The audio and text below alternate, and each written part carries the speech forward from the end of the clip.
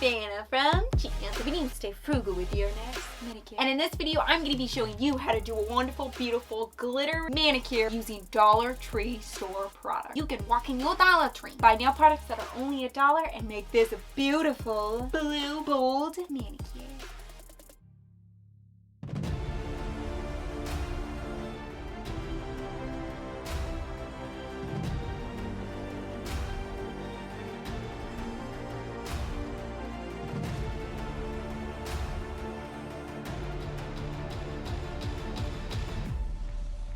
I'm going to start by painting 2 coats of black polish on all of my nails except for my ring finger. Now, I love the Wet n Wild and the LA Colors Black from Dollar Tree. They are very nice. And of course, I'm using one of my favorite whites, which is the Kiss Gel Like Shine white nail polish. Oh, this white nail polish is so nice. I'm going to let that polish dry, and then I'm going to grab a cosmetic sponge that I got from Dollar Tree, and I'm going to apply the 933 Blue Glitter Sassy Chic polish to it, and then I'm going to apply that to my nails. Oh my goodness, this glitter is so pretty.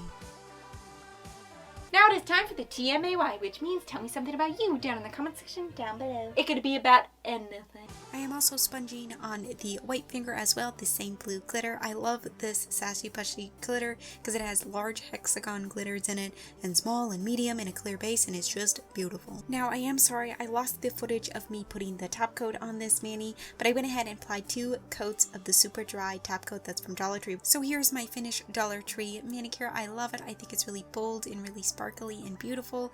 I love the white, the black, and the blue. Those 3 colors just really go together. I also did this manicure on my short nails. Dollar Tree, you just have an awesome cheap nail selection. It's time for the GTKM, which means the Get to Know Me thing. I bought these super adorable cat food bowls, and they're so cute.